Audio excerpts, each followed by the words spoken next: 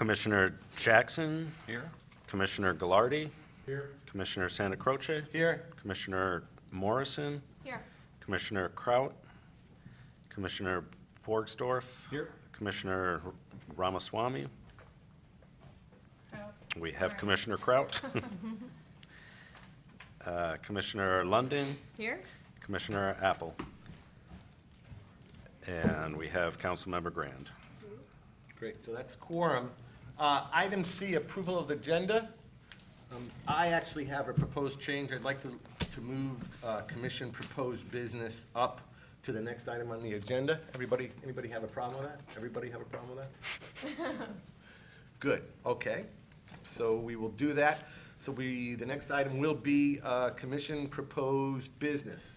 I'd like to make a motion. Sure, please, go ahead. I would like to motion to honor Amy Curris for her 28 years of service to the city of Ann Arbor.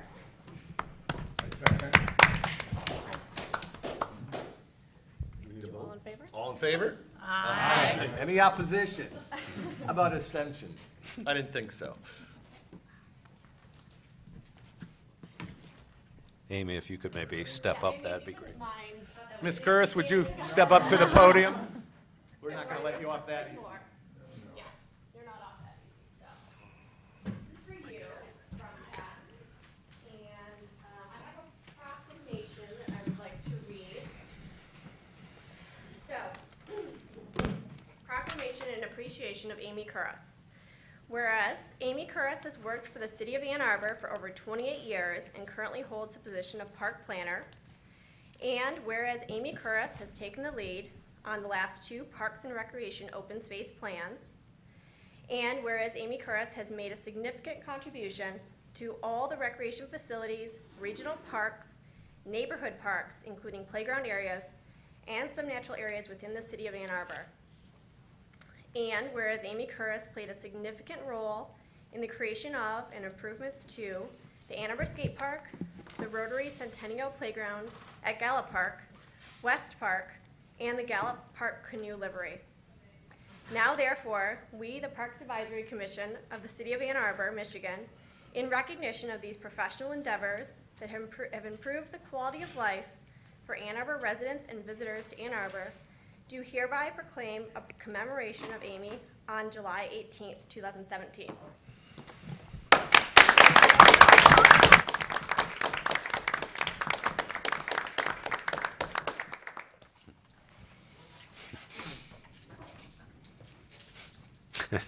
Thank you. You want to say something? We'd love to hear from you. I do have to say it's been a pleasure. Like, I've worked with a lot of PACs over the years, and you know, some have been different to work with than others. But I have to say that this particular group, it's just been a real honor to work with people. And every time, you know, we had a task force or something that we needed to get advice on, and every time I've just been been grateful for the advice that you've given and the participation that you've had. So thank you. It's been a pleasure to work with you all. Thank you, Amy. Nicely. Item D, public commentary, 3 minutes a speaker. Is there any member of the public who'd like to speak? Seeing none, moving on. Item E, approval of minutes of our June 20th, 2017 meeting, which are attached to your agenda and available on Legistar. Changes, additions, corrections, and if not, a motion. Motion to approve. Is there a second? Second. Discussion? All in favor? Aye. Aye. Opposed? Abstentions? Those pass. Item F, special presentations, F1. Leslie Science and Nature Center Annual Update. Susan Westoff and Karen Rendell. Did I get that right? Thank you. That doesn't happen often. Thanks for coming, ladies. Welcome.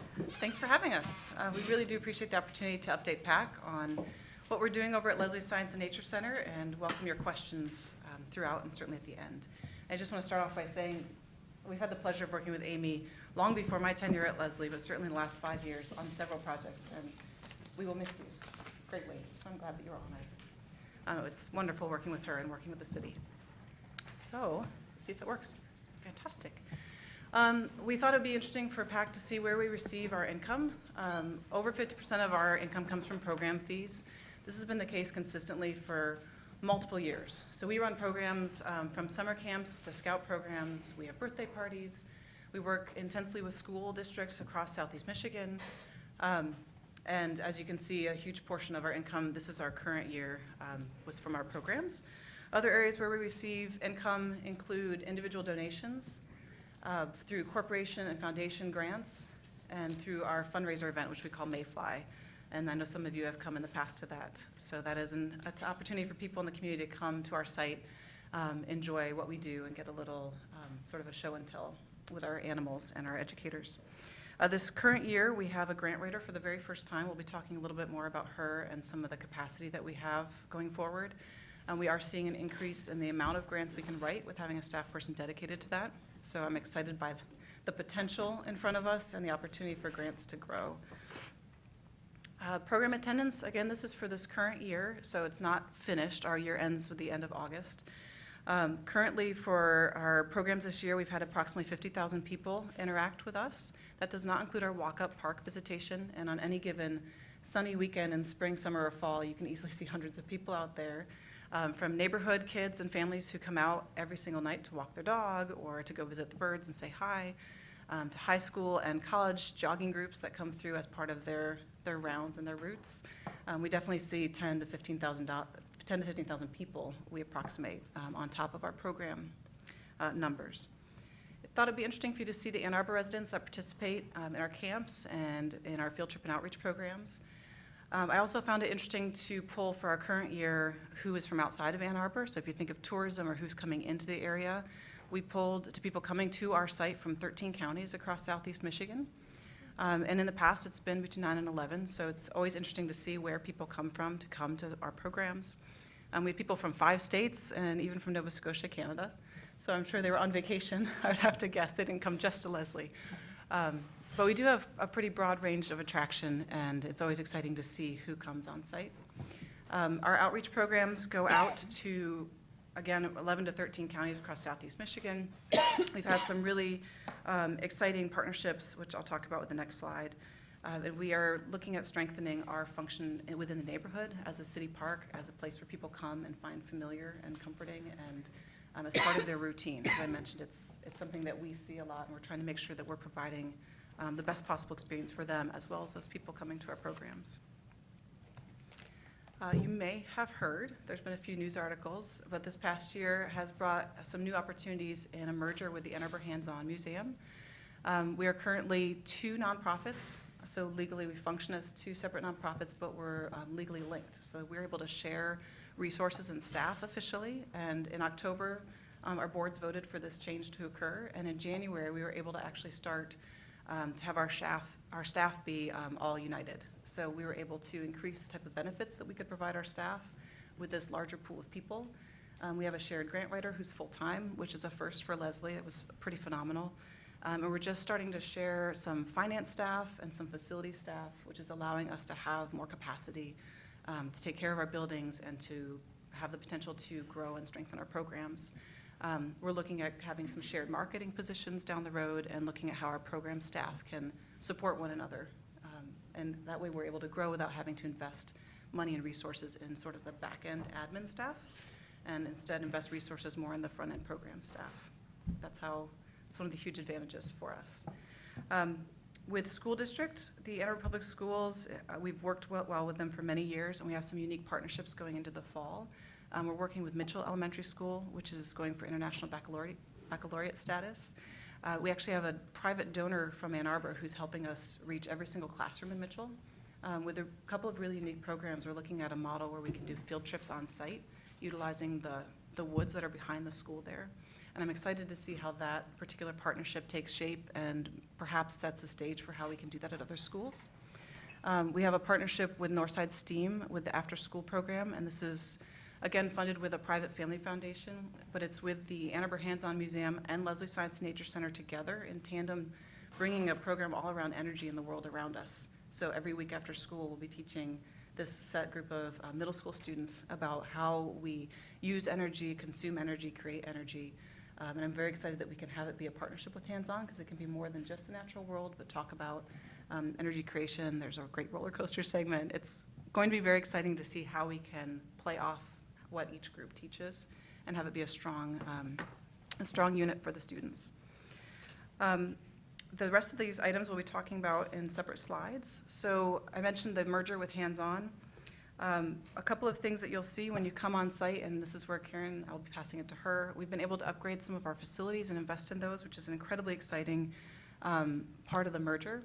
And then another piece that's been a bit unexpected, but a great opportunity, is a partnership with Yankee Air Museum, which came to light this past year as well through this merger with Hands On.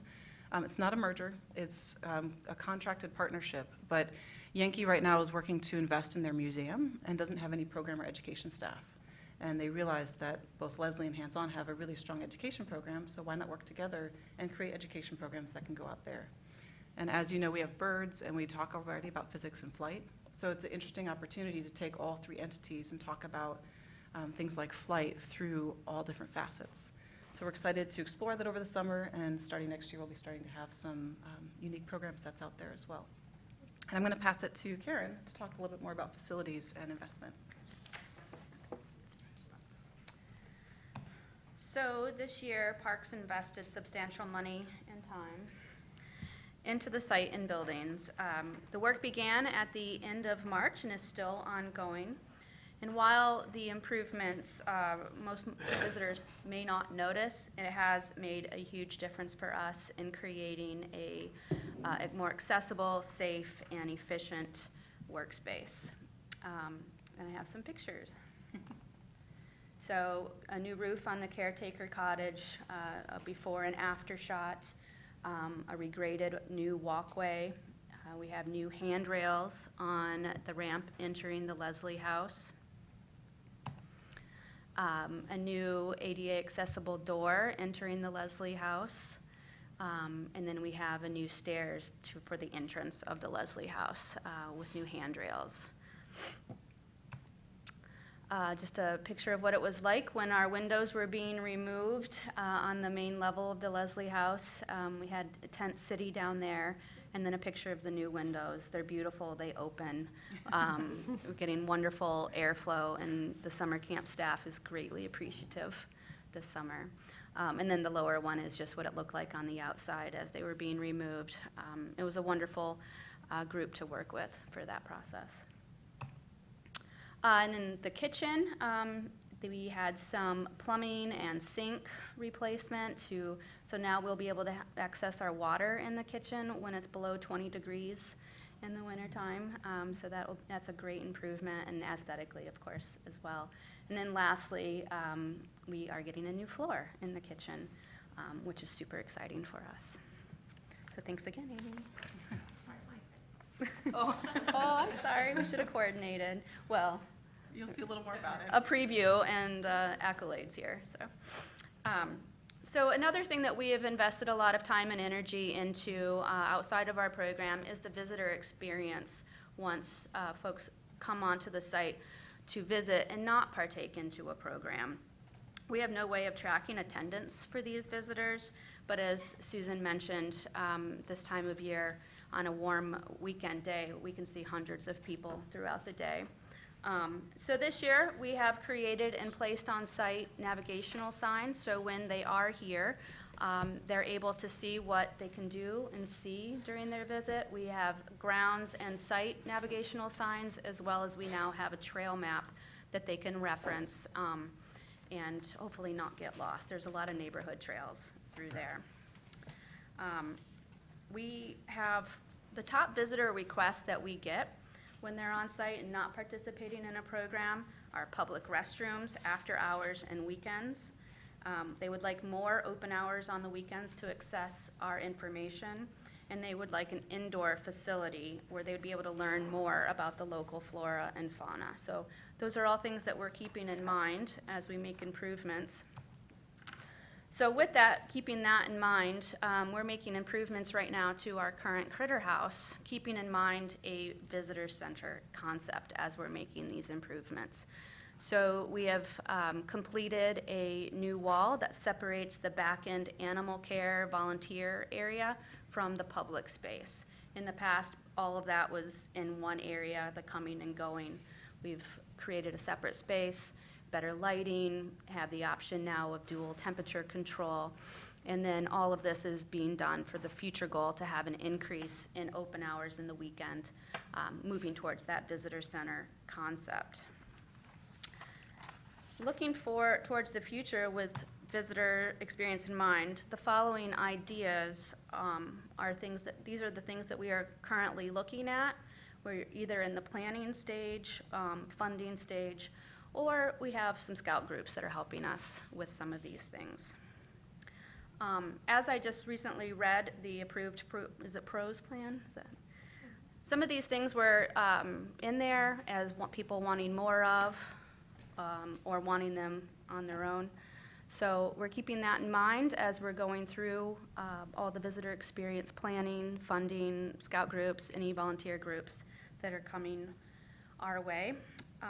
And these things also fall in line with our master interpretive plan that we have.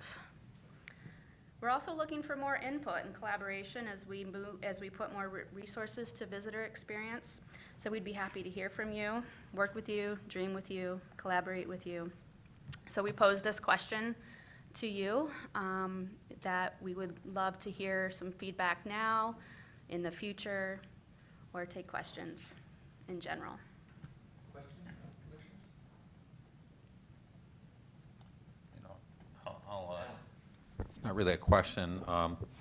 One of the things that I also serve on the, well, now combined board of those groups, and have participated with Leslie over many years. And I think that I just want to say that the inner workings of the organization, as I see them, it's a very functional group, and does a lot of very good programs, and they really just kind of skim the surface. So I just wanted to point that out. So. Anyone else? Thanks for coming. Great, Always thanks for good. having us. Good job. Item F2, ice rinks.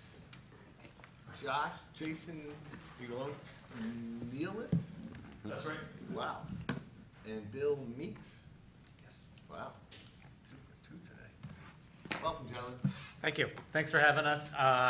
Ice rinks in July is not when you think we would normally be talking about this, but we wanted to kind of give you a recap over the last season, and these two have been relatively busy with the pools for the first 2 months since the rinks closed. So I'm going to turn it over to Bill first to talk about vets. Afternoon, everyone. Wanted to start out just a brief overview of some of the type of people, the number of people that we have come through the ice rink. It's a very diverse group of users, from those that are in our Learn to Skate program. We offer 4 sessions throughout the year, and our season goes from mid-September through the end of April. This year we had 1,400 total participants in that Learn to Skate program, which is a very good number for us, a little bit up from last year. Another thing we do a lot of is our adult hockey leagues. Hopefully Commissioner Jackson has his skates sharpened up, ready for this season. But we had about 500 total players in our adult leagues, which range from upper level A-League to recreational players.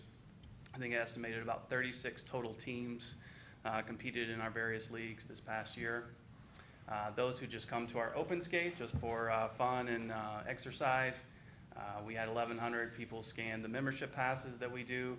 Unlike our pool passes, which is an unlimited use throughout the summer, the membership passes are a per use payment, so they're actually paying per use when they get their discount memberships.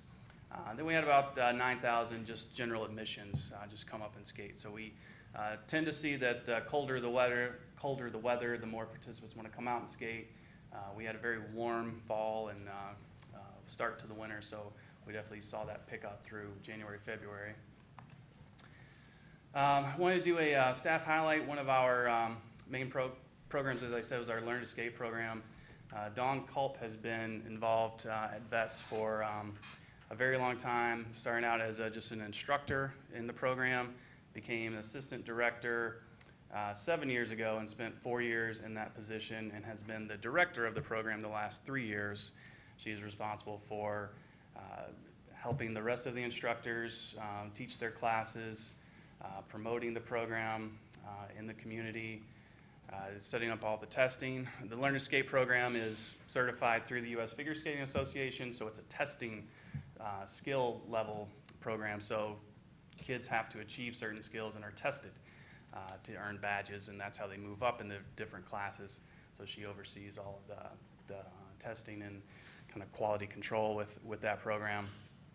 She is certified with the U.S. Figure Skating Association and stays up to date on all the changes that the Learn to Skate USA, which has now been kind of the rebrand of the Learn to Skate program, making sure that we are kind of up to date with the information that we put out, the testing and skills that we teach.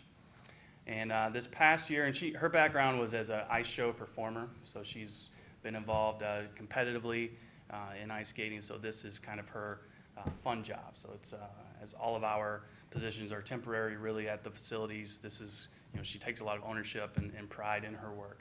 And this year it paid off as we achieved 500 unique members that participate in the program, which Learn to Skate USA says only about 25% programs in the country achieve. So that was a pretty big milestone for us.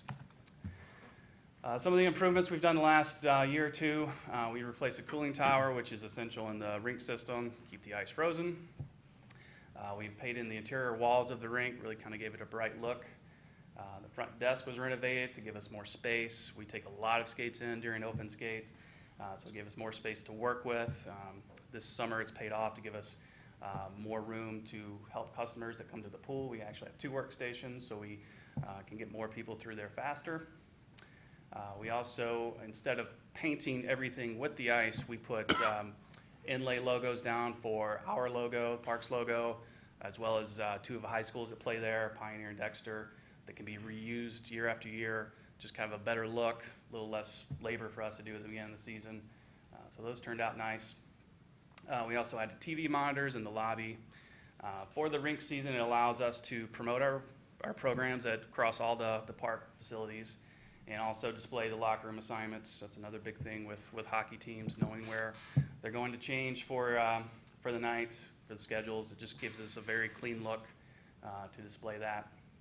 A couple of upcoming needs that we'll be looking at in the next year is a new Zamboni, which obviously is very essential to our operation, resurfaces the ice, and some board repairs just to the outer boards of the ice that have just moved left, right, center over the years, just to give us a stable structure. One of the rental groups that I wanted to highlight, some of you might have seen this group highlighted with an article in the Detroit Free Press this past spring and on the U of M Health blog. It's the Ann Arbor Rockets. It's hockey for kids with cognitive and physical disabilities. They rent the ice for an hour or so every Sunday morning. They've been doing it for, I guess, about 6-7 years now. They were founded in 2011 with a grant from U of M Dance Marathon. Her name is Jackie Kaufman. She's a neuropsychologist at U of M, works at Mott Children's Hospital, and she really wanted to make hockey accessible for everyone. I think that's where we really strive for our programming, is to be really exclusive, to just have everyone be able to do something. And this program is composed of all volunteers, some local hockey coaches, high school coaches. They actually play games against some other teams, some local high school teams. They'll travel to Ohio to play in some teams, but they make everything available to the players, equipment if they need it, jerseys, coats, things like that. And it's all really donation-based for their funding. And it's been a really good group to work with. They're very appreciative of everything we do for them, so it's really nice to see them grow. That's it for Vets. Hi. So while Vets Park may be kind of heavy on programming and a lot of adult hockey leagues and things like that, Burr Park has a lot more open ice times for the public, especially in the evenings when people are off work. So we've kind of tried to work together and offer, at least so the public has a chance to skate in some place. We make most of our stuff with rentals and with public skating. And while Bill has said when the weather gets cold outside, his numbers tend to increase, ours tend to decrease since we are outdoors. We kind of have a magic number of around 35 to 45 degrees where people come out to skate. So when it's too warm, people are out playing soccer or doing something in the wintertime. Then when it's, 10 degrees outside, no one wants to skate around in an ice arena in the blowing wind. So, but saying that, we do have quite a few users. We have a lot of rental groups that come through our facility. And like I said up there, some of them have been renting for the past 35 years. A lot of them have stories from when they had to shovel the ice arena off before there was a roof, and a lot of kind of funny stories about that. And then with the 5 months that we're open, we have a lot shorter season than Vets does. We open up in November while they open up in September. We close in March while they stay open until May, just because it is very difficult for us to keep the ice cooled in outdoor temperatures, especially in the fall and spring. But saying that, we had 5,000 visitors in that 5 months in our public skating times. And we are one of the only outdoor covered arenas in Southeast Michigan. There's a few that are out there, like Clark Park, that is uncovered. That is a refrigerated rink that has hockey sort of boards in Detroit. But a lot of places in Detroit, like Campus Martius, have a refrigerated surface, but they're not NHL boards. They don't have covering. So it really is a unique venue for a lot of people to play. And kind of since the NHL started doing their Winter Classic, where they have an outdoor game around January 1st every year, a lot of people have sought out kind of the novelty of having a game outdoors in an arena where they can, see the sunlight sometimes coming in. Sometimes we play at night though. And there's a lot of clouds in the wintertime here. And we have tournaments that come through every once in a while, and a lot of those are again drawn to kind of the appeal of playing outdoors. And a couple of them last year, they travel from all over the country. As far as I know, I'm not a huge fan of travel hockey, and I don't have any kids who are in travel hockey. For those who do, I know there's certain regulations where teams have to travel a certain distance, and we've had teams as far as like Denver and Miami last year. Our staff highlight here is one of the assistant facility supervisors at Burr. His name is Mike Lasseline. He worked for me last year. The thing with all of our parks that's kind of unique is that people don't really use our facilities as much as they do the surface that they play on, if that makes any sense. And so the quality of what we give them in our pools or our ice arenas is really kind of the top priority at all of these facilities. I'm sure that's true at golf courses and all that around.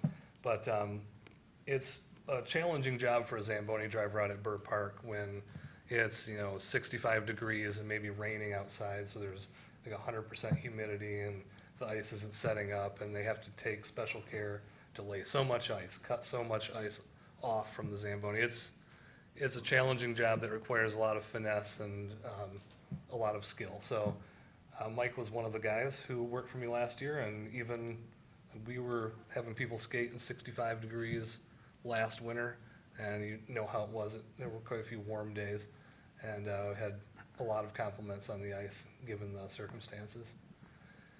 The improvements that we've had over the last few years, we had the steel structure that holds the roof up was painted and sealed. Being outdoors, again, we have a lot of condensation that happens inside the rink. When we have a cold ice surface and there's warmer air out, especially in the fall and spring, we get a lot of moisture that builds up on the steel, and it can quickly rust. So we need to stay on top of that. When Amy had helped us out with that, staying on top of sealing and painting that structure. We have a new scoreboard for some of the hockey games. I'll talk about it a little bit later, but we do have one league that plays out there that uses that pretty frequently. And then also, like Vets, we got new lay-ins for our ice surface, which helps us out with cleanup, because it is a pain to clean up paint every year, because that's what we normally would put down on the ice, is painting the surface of the ice and the cost. And we were paying upwards around $2,000 for a company to come in to help us paint all the lines. And this is simple enough that we can do all by ourselves, and it takes less than half the time to lay these in. The upcoming things we need, again, like vets, we need a new Zamboni in the next couple of years. And we would like to replace the halogen lighting that we have inside with LED. They're getting to the point where it's harder to replace parts because they're kind of obsolete lighting systems now. And so once they start going out, we need to update and hopefully get some energy cost savings as well. The highlight that we have for Burr Park is we have a youth hockey league that plays every Saturday morning. They play for about 4 hours, and they have like different age groups that play. And like I said earlier, travel teams are pretty competitive. There's things like Honey Baked Ham and Little Caesars that play all over, and it's quite a competitive environment for a lot of kids, and it takes a lot of time and investment for the parents to get the kids involved in things like that. And we have a group that plays, and like you can kind of tell, these are not like strict uniform policy that's in there. You know, these kids are using kind of used equipment, and you know, it gives them a chance to play hockey without kind of the pressure of joining some travel team, and it saves the parents a lot of money, I'm sure, as well. Does have any questions? You want to wait at the end? Let's hold We got questions. one more. We decided to go from fully enclosed to covered to natural. So we're going to talk a little bit about the outdoor rinks that were created for the second year. They were at 3 parks, Northside, Burns Park, and Almendinger. This year, they were set up and ready to use December 22nd, 23rd, between the 2 of them. Last year's didn't get set up because of weather until late January. So we tried to get out there a little bit earlier because of the weather. However, the weather was a little warm this year, and we ended up with only a total of 18 days in which we were able to be open. And that was actually only at Northside. Northside was open for 18, Burns Park was 17, and Almendinger was quite a bit less. It never quite set up the way that it should have there. So as far as the staff costs to get the rinks utilized this summer, about $32,000 to get them set up and then maintained over those times. And then pretty quickly, the weather turned it so we couldn't continue to try to keep it up. One of the neat things that took place this year, there was a lot of interest, and volunteers reached out to Give 365 prior to the rinks opening up to be volunteers for the outdoor rinks. And that really was a great help when the days were open. Also was great with communicating with the neighbors. The Burns Park had a Facebook group with about 100 followers, friends, that were able to communicate pretty quickly in regards to when it was open, when it was closed. They also did some monitoring of who was using it, as well as shoveling the snow off. They were our human Zambonis on some days, so definitely was nice. And they tried to plan some events at the rinks that unfortunately didn't work out because I think one of them was rainy and about 50 degrees. So just some recap of the rinks. Unfortunately, this year weather was not ideal for the outdoor rinks. Pretty warm, pretty wet. But when they were open, they were very popular. Lots of people out there, and the volunteer leads helped immensely in kind of keeping the ice ready, as well as when it was closed, kind of keeping people off of the ice so that they weren't utilizing it before it was ready. One of the things that did get piloted is they did have the lights at Burns Park turned on a couple times so that they could have some evening skates with the shortened days. It was popular. Again, there was only 17 days, so this might have been 1 or 2 days that it was done, but it was there. And then Give was able to try to plan some events with the volunteers. And overall, I mean, I think people were really excited to use them. Just the weather didn't quite cooperate this year for that. So with that, thank you. And any questions for the 3 of us? So, all right, we're going to open this up for questions. I'm going to take the first. What's a Zamboni cost, roughly? Ballpark? $100,000. So the Zamboni, the good news in this is, as you see, both Vets and Buer require a new one fairly shortly. We actually pay into a fleet fund for these pieces of equipment. So we have, or will have in a year, the amount that we need to actually replace them. So it's not, as we had to do with the golf equipment, it's not something that we have to dip into fund balance to do. It is possible that the amount might be a little bit more than we saved or something along those lines, but it wouldn't be anywhere near kind of the golf equipment situation. Others? Alan? Oh, I just wanted to say that however this has been accomplished, the hockey leagues that I've played in over the years in Ann Arbor are the friendliest leagues that I know of. And that's really a testament to how it's being organized, how the officiating is being done, et cetera. And so, and it's very much appreciated, so. So thank you very much for your report on the ice rinks in July, July. But I would like to know about the ballparks. The Ann Arbor District Library Summer Games players, the code for today's meeting is in the ballpark. That is all caps, no spaces between the words in, the, or ballpark. Again, the code is in the ballpark. For you users who use Twitter or social media, please be fair and do not share the code. Thank you. Others? Bob? I don't know really if this is more of a question for us, but when I think about the outdoor rinks, the uncovered ones, you know, what's the break-even point for the number of days open?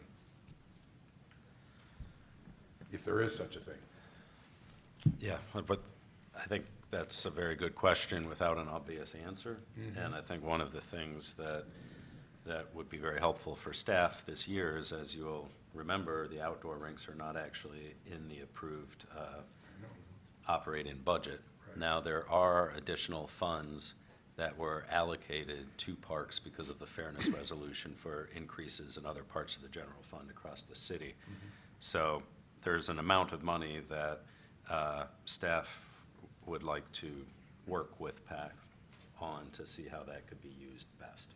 And I think in the process of doing that, we need to have a discussion about what is the appropriate number of days for the appropriate number of money, or, yeah, for the appropriate cost. I did a thumbnail here. Okay. Per day, Mhm. it was about, I came up with about $700 to keep for each operating day among the 18 and 18. I figured it doesn't for the other one. Yep. I have two comments and a question. One is, if you're not playing the summer AADL game, I'd like to encourage you to. You didn't say the website's play.aadl.org. And it's really fun. And there's prizes.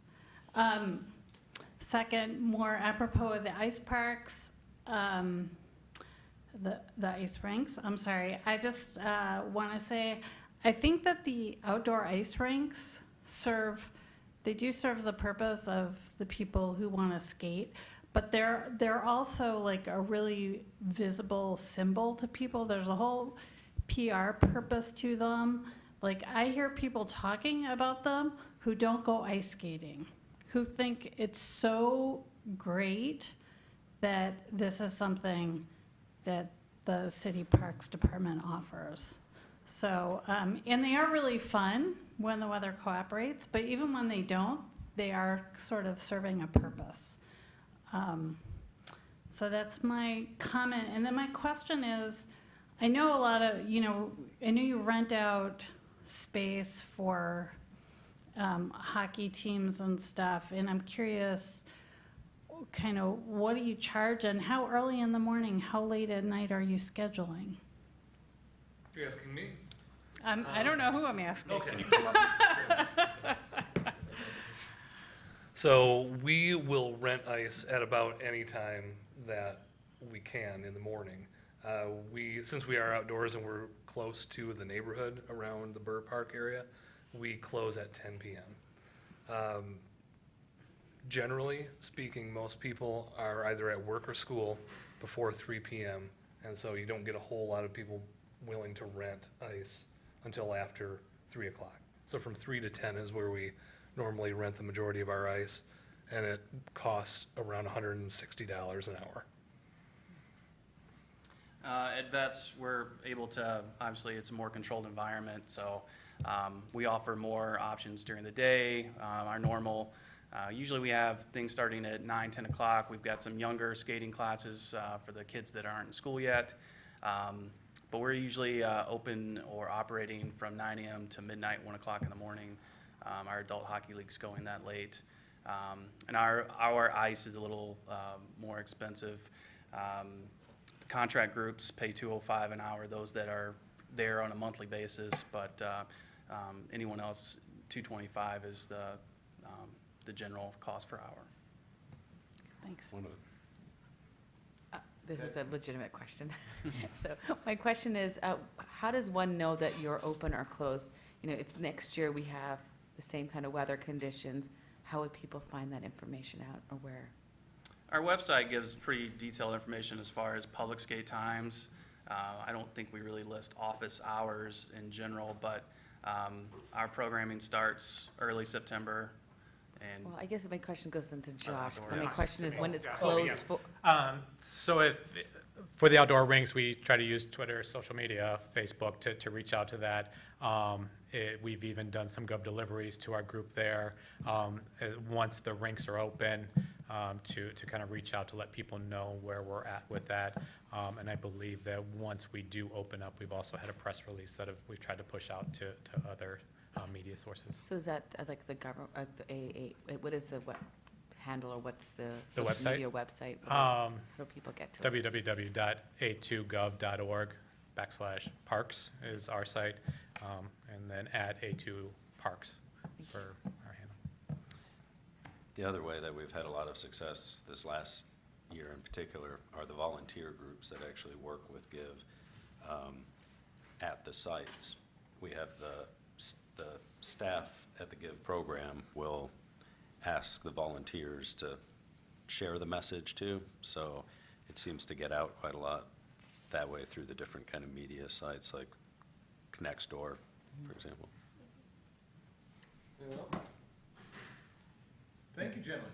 Oh, Just one I missed it. thought, I guess, is there any way to try to capture the use of the outdoor rinks? And with a view towards kind of what I think Bob was pointing at, there is some outlay of money, and if we can measure sort of how many happy kids are out there partaking in the rinks, it helps us make the case that this is a good way to spend that money. Yeah, I know that some of the volunteer groups did do a little bit of that. Really at the Burns Park group, that's where we saw the most numbers with that. I didn't have them as we went through this, but I can get those and report back. Obviously, the volunteers being out there on a regular basis helps us see that, so I will work with GIV to see what information we can get and have that as part of any discussion moving forward. Thank you.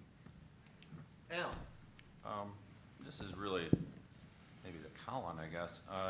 Originally the outdoor natural rinks it was a council resolution. And council didn't make that same budget outlay. What would our path be really to try to continue that if in fact that was the decision we wanted to make? So I suppose it would be twofold. For this actual year that we're in, it would be figuring out how to allocate the additional funds that we got because of the fairness resolution. And then the next time that the budget came before you, you could recommend that council include funding on an ongoing basis for the outdoor ice rinks, and then that recommendation could be considered. Mike? Does Parks provide any support for natural ice that's happening around town, like at Thurston or anything like that, or is that all entirely done by volunteers that are out there shoveling and doing what they do? Yes, that's entirely by volunteers. Those aren't areas that we're creating or kind of having control over, so, yeah. Yeah, the Thurston group itself is there's a group of people who all get involved in that, and And it's also not a city property, it is private, owned by the Thurston Elementary and other portion by OHAC Pool. All right, thank you, gentlemen. Thank you. Moving on, item G, unfinished business, G1, capital project updates. Amy? Right. Okay.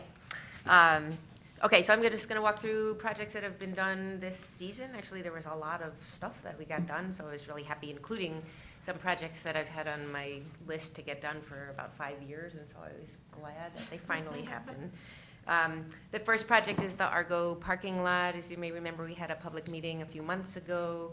The request was to not expand as we had been thinking about, but basically to just reconfigure the parking lot to maintain a couple of the boat launch parking spaces to make sure that we didn't interfere with the natural stream that's there.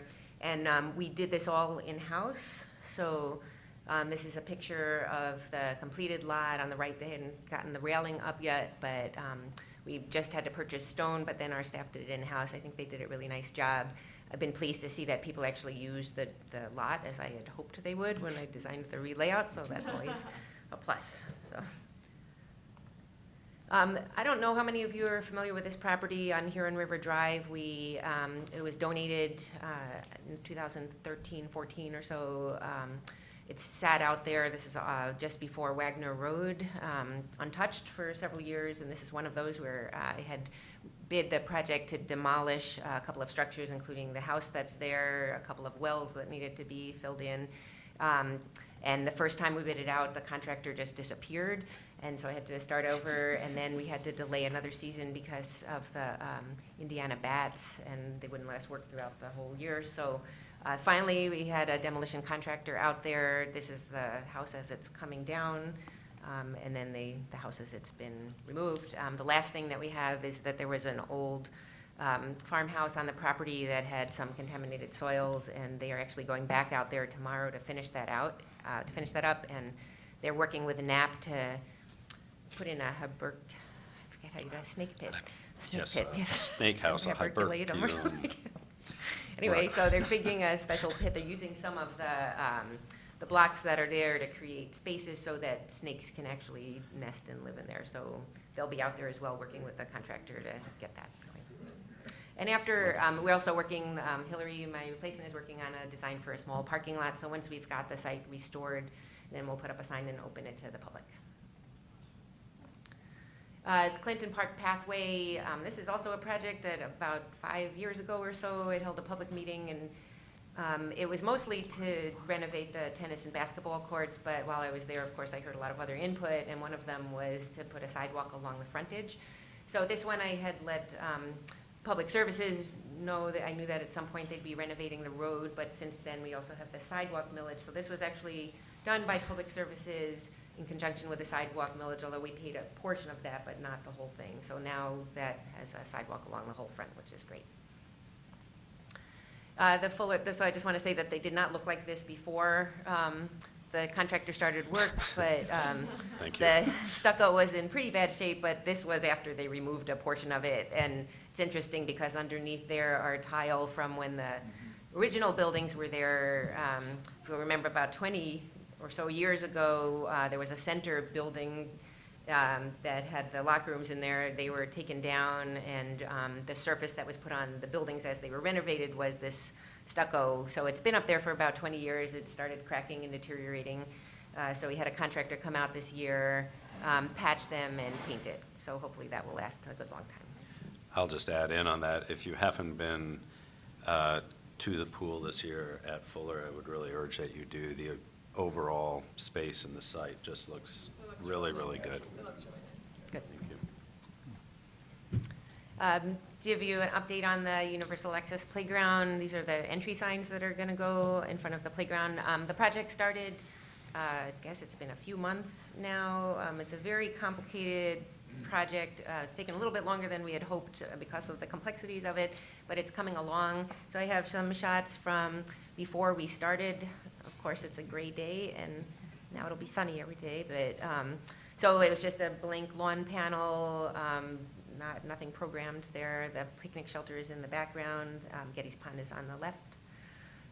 One of the first things that we did was to clear the shoreline. Those were entirely invasive trees that were along there, mostly European alder, to open up the views for the playground. What you can see on the right-hand slide is the start of rain gardens that are going to collect the stormwater runoff from the playground. One of the first things that they did was to dig a well, so there's no water or sanitary or electric, unfortunately, at the site, which made it more challenging, but I felt really strongly about having some water. Unfortunately, we're not going to have drinking water, but at least for play for the sand area. So we dug a well on site. On the right is the pathway that goes in front of the playground. These are the two water access points. So on the left is the kayak dock. That's going to be a fully accessible dock, including handrails. So it's not going to be like the one at the Gallup Livery, but we did sort of an in-house design where there'll be railings where people can pull themselves up, and then there'll be a transfer station on the dock itself. And on the right is a barrier-free fishing dock, so you can see the different heights of the railing. They have a sloped handrail on top. And that'll be connected. It's on the other side of the walk, but it'll be connected with a concrete path to it. A lot of the playground equipment was custom. A lot of it's still wrapped in visqueen and stuff, so we can't see it. But I think my favorite piece so far is the mushroom house. The spider that's on the right there is going to be connected by a little web. And on the right-hand side, you can see the location where it's going to be. The walls there will be the water runnel that'll go down to the sandbox.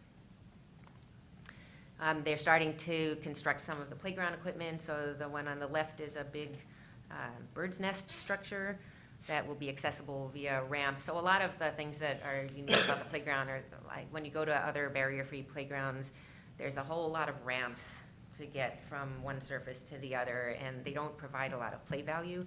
And so one of the things that we've tried to do was to sculpt the ground itself so that the pathways get you up to other levels and get you down so that we have hardly any ramps. In fact, I think that might be the only one. There's two, actually. The other one goes like from the land to an island, and this one goes from the land to this bird nest. But that's one of the things that I think will truly be unique about this playground is the absence of ramps, and that just makes it more of a playground that's more inclusive. So the path that we took out, you probably all know about that. The asphalt mix was not approved. So fortunately, the contractor came in, was able to do it very quickly. Unfortunately, it rained all last week. So they started going, and then they had to pull off for about 5 days, but then they paved it again this weekend, and it looks lovely again. We're working with a contractor to try to do the speedy restoration. I got a lot of phone calls about the silt fence, which is the black fabric you see along the right there. I'm hoping to get all of that out of there and get the project fully buttoned up within the next couple of weeks. And so you also might remember that this, because it was contractor fault, this project was paid for by the contractor. A few other pathways that they did this summer: Cranbrook Park off of Main Street, Ann Arbor, or in Oak Brook. It was in very poor shape, very poor soils throughout the park. I just put in this slide because normally the equipment, the contractors don't have the equipment to crush and shape, which means that they basically just pulverized in place the existing asphalt and then compacted that and paved on top of it. So it saves on a lot of mess. I've never seen it look so smooth. Usually when they crush and shape, it's a lot of big pieces on it, but this one I thought was a really nice job. And then this is the finished product before the restoration. So I did this in alphabetical order. Was the ones that Karen stole my thunder, but I don't think she had this picture of the state of the path before and after. So one of the things that always bothered me is that we did a project several years ago where we put in the concrete paths to make the buildings accessible and pathways to the raptors accessible, but we didn't have enough money to complete it out to the drive. So this one finished that pathway. And then the sink, as Karen was saying, the plumbing went in the wall on the old house, and so every winter it would freeze. This was a very challenging project because of the historic nature of the cabinets. So the sink that we purchased didn't fit, the tile that we bought didn't work, so we ended up having to do a lot of things a bunch of times. So this was kind of an interesting solution to have the faucet be on the side. I don't think it looks bad, but we did the best we could with that project, and I think it'll function well. She talked about the window and door replacement, the roof and the ramp. So I'll move on to Riverside Park. So this project, another one that I had probably held the public meeting, I think it was 6 years ago now, to talk about relocating the parking lot. So the picture on the left is the existing parking lot, which is usually underwater. The entire park, except for a very small corner up near the Kellogg Eye Center, is in the floodway. And so it's not only the parking lot, but the fields are often under several inches of water, and because it's regulated by the Department of Environmental Quality, we can't fill. So they did the best that they could with grading it, but we were never able to have a really good parking lot there.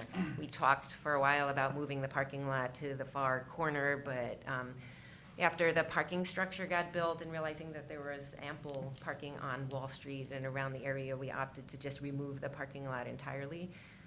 So that is now gone. And then the entrance to the park is part of the border-to-border trail. And it was, there was, as you can see, no separation between the pathway and the road. And so that was something I wanted to fix in addition to the dismal shape of the asphalt. So this is the new entrance here looking as you go into the park. The picture on the right is of the parking lot that's now gone and the entrance to Canal Street, and the left shows the entrance on the left of the border-to-border trail going into the park. I remember that I didn't show pictures of this last year. We did a few tennis courts. Woodbury Park is one of the parks that we were able to do several renovations with developer contributions.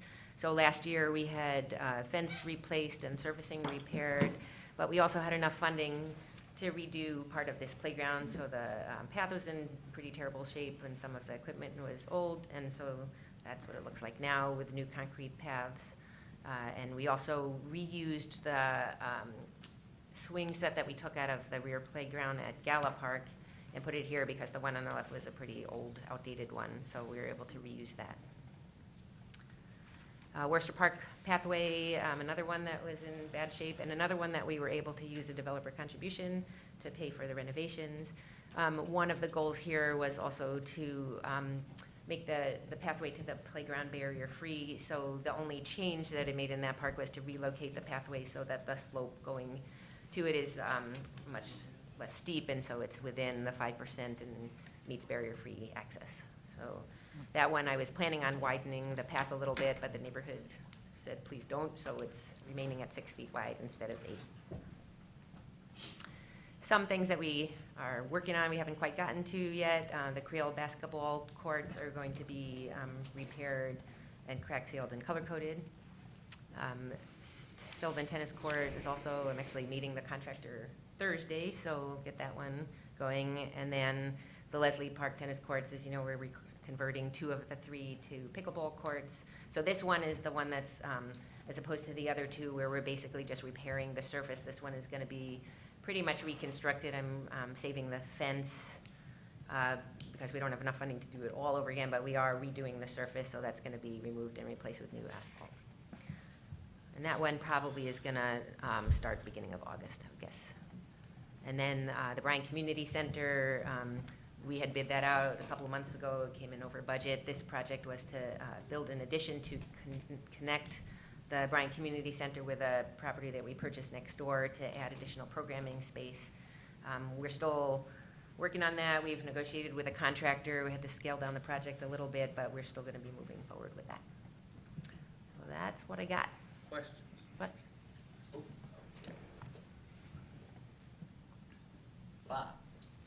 First of all, wow. That's all I can say. Wow, it's very nice, all of this work, and it's amazing. My question is about the pathway through Gallup Park. How, when do we decide to redo a pathway? What does it take, or what's the criteria that you guys have used? I know that you did the one that you just finished.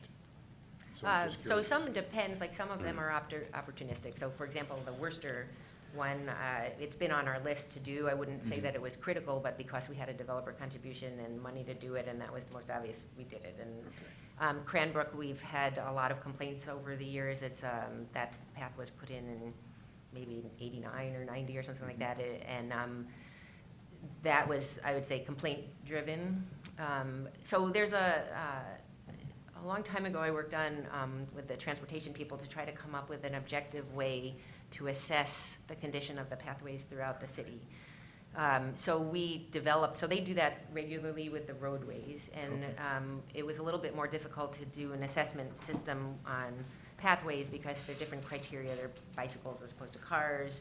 Cracks in one way are much more difficult to ride than cracks on the other way. You know, people can fall and stuff like that. We look at, so we look at the condition, and we did an assessment of all the paths, and they are doing that on a more consistent basis now. And then we also look at the popularity of the paths. Are they used for transportation? Do they connect to a larger system? So it's a lot of things that drive it. The Gallup Park path, we were able to get a grant from MDOT, and partially because that one is transportation-based and connects to a larger system. So the border-to-border trail, for example, is it's much easier to get outside funding because there's statewide criteria to make that raise, up on the thing. So I think that we're going to continue to look at, connections in the border-to-border trail, but there's, like I said, it's not always very straightforward. There's a lot of factors that go into deciding what comes to the top. Thank you. Others? Steve? Just with regard to the Bryant Community Center addition, do we have any sense as to the timing that may actually materialize? Yeah, we're trying to get it on it'll come to PAC next month, and then go to City Council, and so I'm thinking at this point it's probably going to be mid-fall. That it would be great to be able to get the concrete work, the foundation by winter, and then they can build in the winter so that they're ready to use it next spring. Ruth? Could you explain to me with the Gallup Parkway and the asphalt, how was it figured out that there was a problem, and why didn't the contractor know it in advance? Maybe someone would ask that. So we hired an independent testing company to test the density. So there's two things. There's quality assurance and quality control. And the testing firm that we hired tests density. But it's the responsibility of the contractor to test the mix of the asphalt to make sure that it meets the specifications. This project was a little bit more complicated. We didn't actually bid it. This was a project that was funded by MDOT, and they actually hold the contract with the contractor. Wow. And so it's very important that we meet the specifications that are dictated by MDOT. And it came to light a little bit after we were wondering why the tests weren't passing, that the asphalt plant produced a mix that was not acceptable to MDOT. And they actually came forward and said, after the fact, here's why the tests aren't failing, that, that they admitted that the mix was wrong. And so after a bunch of negotiations, they agreed to repave it at their cost. So it was really the asphalt company that Yep. created it that. And most of the time, when I do projects, it's, most of the MDOT projects are the asphalt company and the contractor would be one and the same. So this was a little bit unusual where the asphalt company and the paver were not. So a lot of the smaller ones that I do, they're always a separate contractor because it's much smaller contractors, but these MDOT projects have much larger contractors. All right, thank you, Amy. Did I miss someone? No. I guess should put my glasses back on. Item J, I'm sorry, item H, new business, H1, resolution to recommend approval of the Fuller Park parking lot land lease. Colin? Yeah, so this is a fairly standard lease that comes to PAC every year or so. Since at least 2009, the city has leased to the university the parking lots at Fuller Park on the pool side of the road and the other side of the road. The lease has always been written in such a way that the parking that is necessary for the park facilities to operate is available to the parks. At times when there's not a need for all of the parking, for example, in the winter when the swimming pool is closed, there's a lease to the university to allow them to park there. And this is a pretty straightforward update of that lease.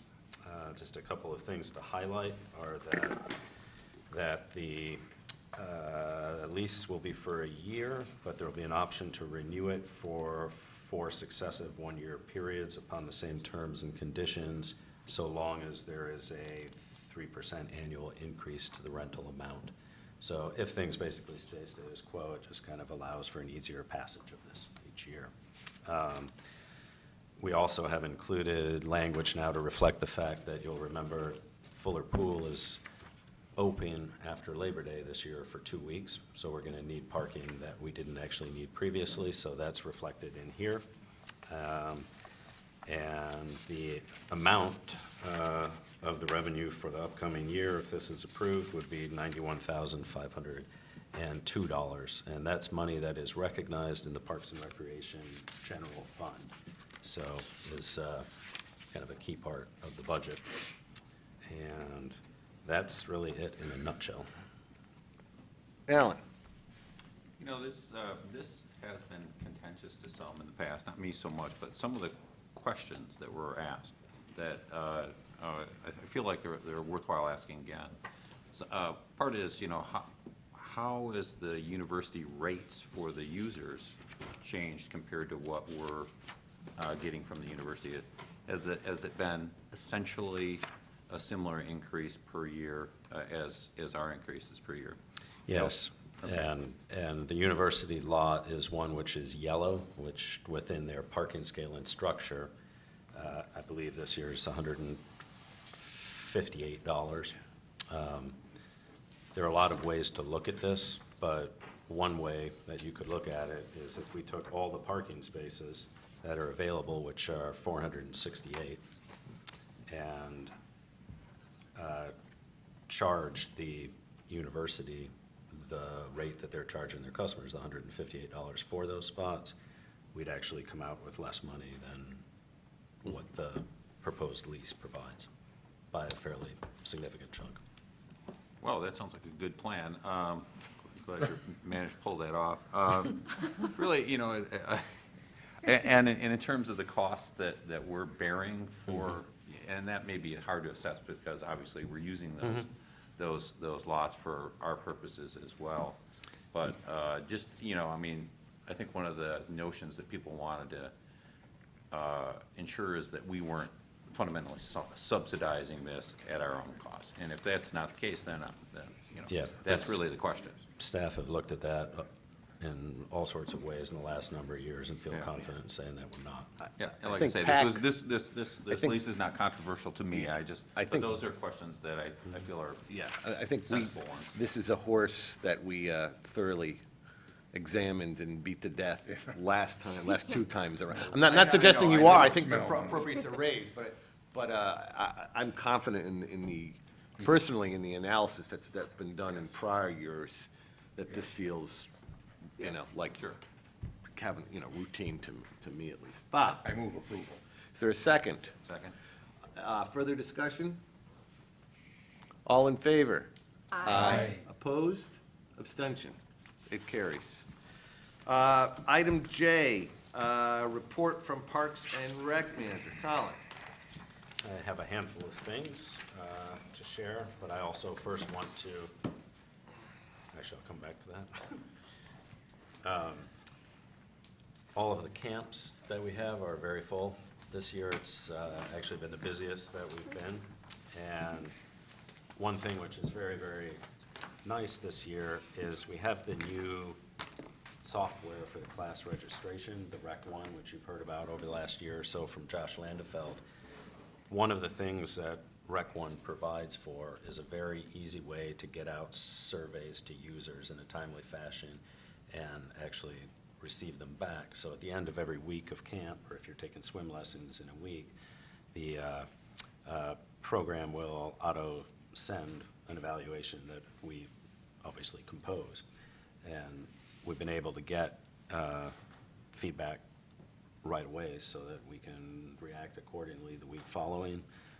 We've certainly gotten a lot of extremely positive feedback, which is nice to see, and then also some constructive feedback that we can act on now this year, this summer, instead of for next year. So that's an improvement that I don't think we were necessarily thinking we were going to get out of Rec 1, so it's kind of an added bonus.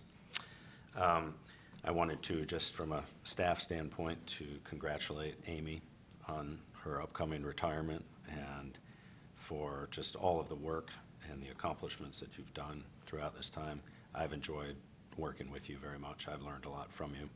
And I think just seeing the presentation that you gave here today reminds everyone of kind of the breadth of projects that you're involved in and the improvements that you bring to the community. So, thank you. Last thing are just a couple of programming things I wanted to make you aware of.